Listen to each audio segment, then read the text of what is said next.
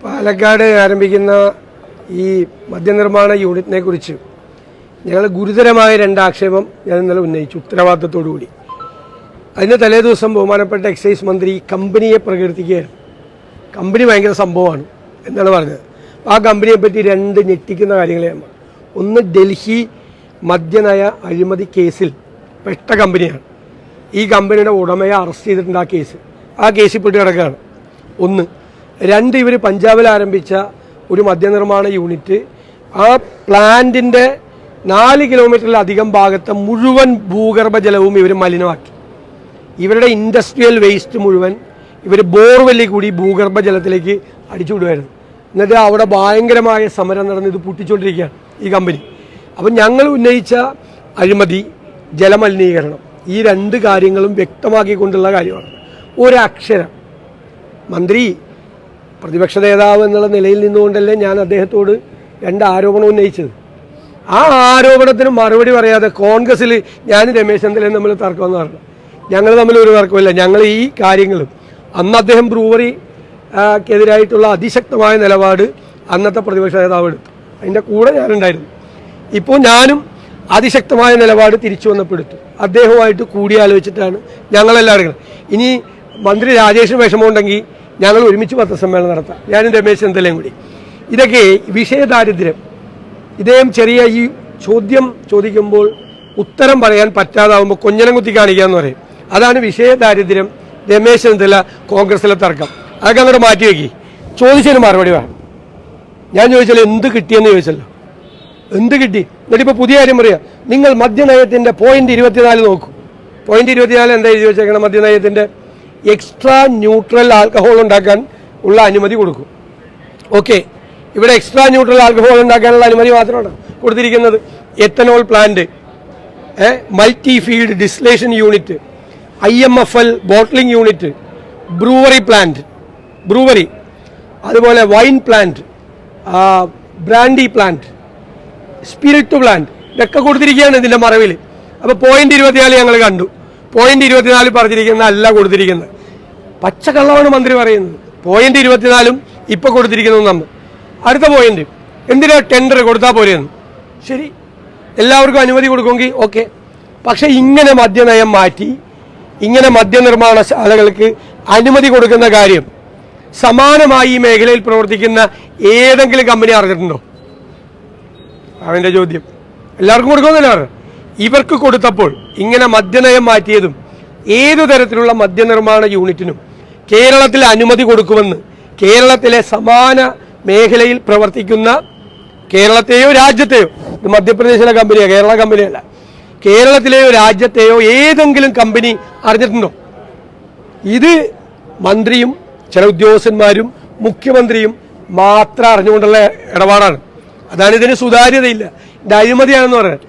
എന്നിട്ട് ഈ കഞ്ചിക്കോടാന്ന് പറയും പെലപ്പുള്ളി പഞ്ചായത്തിൽ 26 ഏക്കർ ഈ സ്ഥലം മതിൽ കെട്ടിയെടുത്തിട്ടുണ്ട്.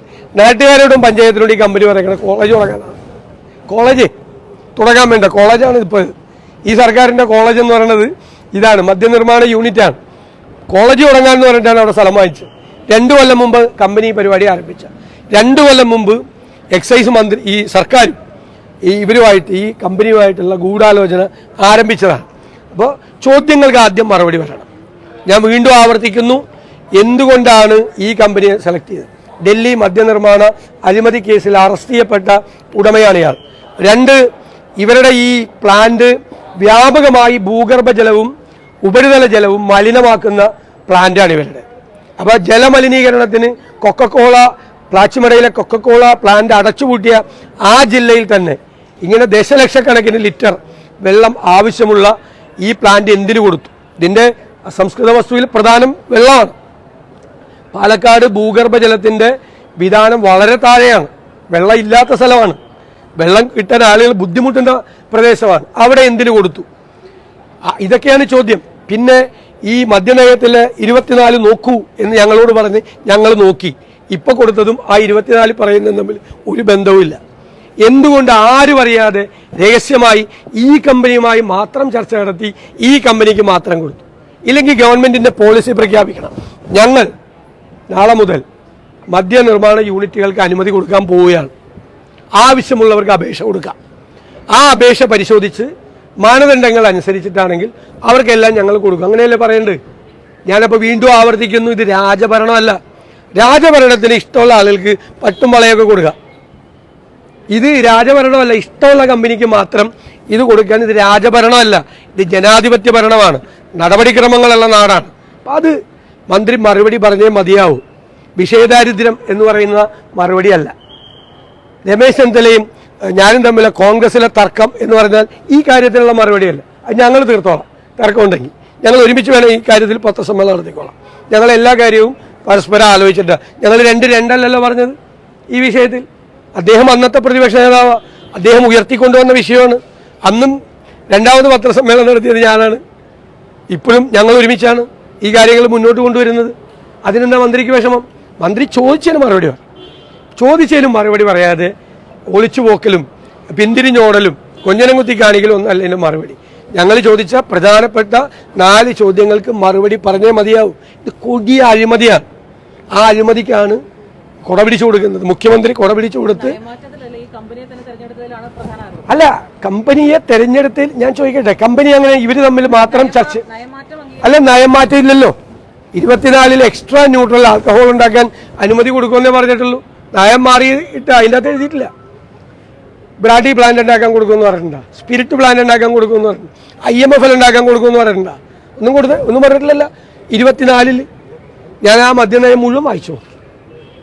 ഈ LDF സർക്കാരിൻ്റെ മദ്യനയം മുഴുവൻ വായിച്ചു നോക്കി. ഒരിടത്തും പറഞ്ഞിട്ടില്ല ഈ സാധനമൊന്നും. ഇപ്പം കൊടുത്ത സാധനമൊന്നും മദ്യനയത്തിൽ ഉള്ളതല്ല. അപ്പോൾ മദ്യനയം മാറി, മദ്യനയം രഹസ്യമാക്കി വെച്ചിട്ട് ഈ കമ്പനിക്ക് മാത്രം കൊടുത്തു. അങ്ങനെയല്ല ചെയ്യേണ്ടത്. ഇപ്പോൾ ബിവറേജ് കോർപ്പറേഷനിൽ മദ്യം കൊടുക്കാൻ പറ്റും, എല്ലാവർക്കും കൊടുക്കാം. അവർക്ക് തന്നെ റേറ്റ് വെച്ചിട്ട് അവർക്ക് കൊടുക്കാം. സ്വീകാര്യമാണെങ്കിൽ ബിവറേജ് കോർപ്പറേഷൻ എടുക്കാം. ഒരു മാനദണ്ഡം വെച്ച് മദ്യനിർമ്മാണശാലകൾക്ക് അനുമതി കൊടുക്കുമെങ്കിൽ അനുമതി കൊടുക്കുമെന്ന് പച്ചയ്ക്ക് ആദ്യം പറയണം, ഞങ്ങൾ കൊടുക്കാൻ പോവാം. അപ്പോൾ നമുക്ക് നോക്കാം. നയത്തിനോടുള്ള ഞങ്ങളുടെ എതിർപ്പ് ഞങ്ങൾ അപ്പോൾ പ്രകടിപ്പിക്കാം. രണ്ടാമത് കൊടുക്കണമെങ്കിൽ എല്ലാവരോടും പറയണ്ടേ. ഇവർക്ക് മാത്രം വിളിച്ച് രഹസ്യമായിട്ട് കൊടുക്കാൻ 2 കൊല്ലം ഇവരായിട്ടുള്ള പരിപാടി തുടങ്ങിയിട്ട്, കോളേജ് തുടങ്ങാൻ ഒരു സ്ഥലം മേടിച്ചിട്ട് 2 കൊല്ലം. അപ്പം ഇത് ഇടപാടാണ്. ആ ഇടപാടിനെ കുറിച്ചുള്ള വിശദാംശങ്ങൾ പുറത്തുകൊണ്ട് മന്ത്രി ഒരു മറുപടി പറഞ്ഞിട്ടുണ്ട്. കമ്പനി കേസിൽപ്പെടുന്നതല്ല പ്രധാന പദ്ധതിയാണ്. മിനിങ്ങാന്ന് അങ്ങനെയല്ലല്ലോ പറഞ്ഞത്. മിനിങ്ങാന്ന് കമ്പനി ഭയങ്കര കമ്പനിയാണെന്ന് പറഞ്ഞിട്ട് കമ്പനിയുടെ പ്രൊപ്പഗാൻഡ മാനേജറെ പോലെയാണ് മന്ത്രി സംസാരിച്ചത്. കമ്പനിക്ക് വേണ്ടിയിട്ടാണ് സംസാരിച്ചത്. കമ്പനിയുടെ മാനേജിംഗ് ഡയറക്ടർ പോലും കമ്പനിക്ക് വേണ്ടി ഇത്രയും ഭയങ്കരമായിട്ട് പറയില്ല. മനസ്സിലായില്ല? ആ കമ്പനി ഒരു ഷെയ്ഡി കമ്പനിയാണ്. രാജ്യത്തെ പ്രമാദമായ ലിക്വർ സ്കാമിൽ പെട്ടിരിക്കുന്ന കമ്പനിയാണ്. ഞാൻ കമ്പനിയെക്കുറിച്ച് പറയില്ലായിരുന്നു. കമ്പനിയെക്കുറിച്ച് മന്ത്രി പോഴ്ത്തി പറഞ്ഞപ്പോഴാണ് ഞാൻ അപ്പോൾ എനിക്ക് തോന്നി എന്തോ കുഴപ്പമുണ്ട്. അപ്പോൾ ഞാൻ കമ്പനിയെക്കുറിച്ച് അന്വേഷിച്ചപ്പോഴാണ് 2 പ്രധാന കാര്യങ്ങൾ കിട്ടിയത്. മാലിന്യത്തെക്കുറിച്ചോ അതും പറയണ്ടേ. വെള്ളം എവിടുന്നാ വെള്ളം? പാലക്കാട്. അതിനൊക്കെ മറുപടി പറയട്ടെ. സ്വന്തം ജില്ലയല്ലേ പാലക്കാട്. സ്വന്തം ജില്ലയിലെ ആളുകളുടെ കുടിവെള്ളം മുട്ടിക്കാൻ വേണ്ടി എക്സൈസ് മന്ത്രി ഇറങ്ങിയേക്കും. അതാണ് നമ്മൾ ചോദ്യം ചെയ്യണം. അല്ല, പറയട്ടെ, മറുപടി പറയട്ടെ. സമരങ്ങൾ നടക്കും. സമരങ്ങൾ എലപ്പുള്ളി പഞ്ചായത്തിൽ നടക്കും, പാലക്കാട് ജില്ലയിൽ നടക്കും, സംസ്ഥാന വ്യാപകമായി സമരം നടക്കും. ഇന്ന് സമരമുണ്ട്, യൂത്ത് കോൺഗ്രസിന്റെ സമരമുണ്ട്. രമേശ് ചെന്നിത്തല മുനമ്പത്ത് വന്നപ്പം പറഞ്ഞ ഈ നിയമസഭാ സമ്മേളനത്തിൽ മുനമ്പം വിഷയം നിയമസഭയിൽ പ്രതിപക്ഷ നേതാവുമായി ആലോചിച്ചിട്ട് അവിടെ അവതരിപ്പിക്കുമെന്ന് ഉറപ്പായിട്ട് കൊണ്ടുവരും. മുനമ്പം വിഷയം ഞങ്ങൾ നിയമസഭയിൽ കൊണ്ടുവരും. ഞാൻ തന്നെ പറഞ്ഞിട്ടുണ്ട്, ഞങ്ങൾ ആലോചിച്ചിട്ടുണ്ട്. അദ്ദേഹം എന്നോട് സംസാരിക്കുകയും ചെയ്തു. ഉറപ്പായിട്ട് ഞങ്ങൾ മുനമ്പം വിഷയം കൊണ്ടുവരും. ആലപ്പുഴ യൂത്ത് കോൺഗ്രസിൽ ഇപ്പോൾ ഈ ചികിത്സാ ചെലവുമായി ബന്ധപ്പെട്ട് തമ്മിലടി രൂക്ഷമായിരിക്കുകയാണ്. പാർട്ടി അതിനെന്തെങ്കിലും നടപടി? അത് യൂത്ത് കോൺഗ്രസ് ആണ് നടപടി സ്വീകരിക്കേണ്ടത്. യൂത്ത് കോൺഗ്രസ് സംസ്ഥാന കമ്മിറ്റി, ഞാനത് സോഷ്യൽ മീഡിയയിൽ കണ്ടാൽ മാത്രമേ എനിക്ക് അറിയുള്ളൂ. അത് യൂത്ത് കോൺഗ്രസ് സംസ്ഥാന കമ്മിറ്റി നടപടി സ്വീകരിക്കും. നമ്മളവിടെ ഉണ്ടായി. കുട്ടികളുടെ കാര്യത്തിൽ നമുക്കിപ്പോൾ ഗവൺമെൻറ്റുമായിട്ട് സംസാരിക്കും. തിങ്കളാഴ്ച മുഖ്യമന്ത്രിയായിട്ട് സംസാരിക്കും. എന്നിട്ട് ഗവൺമെൻറ്റിൽ നിന്നുള്ള സഹായം പരമാവധി വാങ്ങിച്ചു കൊടുക്കാൻ ശ്രമിക്കും. അല്ലാതെ കുട്ടികളെ പൂർണ്ണമായി നമ്മൾ സംരക്ഷിക്കും. അദ്ദേഹത്തിൻ്റെ ആശുപത്രിയിലെ കാര്യങ്ങൾ കൂടി ഞങ്ങൾ അന്വേഷിക്കുന്നുണ്ട്. അസ്റ്റർ മെഡിസിറ്റിയിലാണ് അദ്ദേഹം കിടക്കുന്നത്. ചികിത്സയുമായി ബന്ധപ്പെട്ട കാര്യങ്ങൾ ഞങ്ങൾ ഫോളോ അപ്പ് ചെയ്യുന്നുണ്ട്. ആശുപത്രി മാനേജ്മെൻറ്റുമായിട്ട് സംസാരിച്ചിട്ടുണ്ട്. ആ കുടുംബത്തിന് ചെയ്തു കൊടുക്കാൻ, കാരണം കുഞ്ഞുങ്ങൾ മാത്രമാണ്, അനാഥമായിരുന്ന കുഞ്ഞുങ്ങൾ, അവർക്ക് വേണ്ട എല്ലാ സഹായവും ഞങ്ങൾ ചെയ്തു.